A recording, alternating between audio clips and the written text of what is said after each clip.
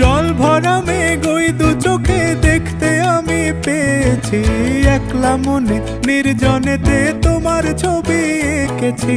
নাম রেখেছি বনলতা যখন দেখেছি, হয়তো বা সেই ক্ষণেই তোমায় ভালোবেসেছি।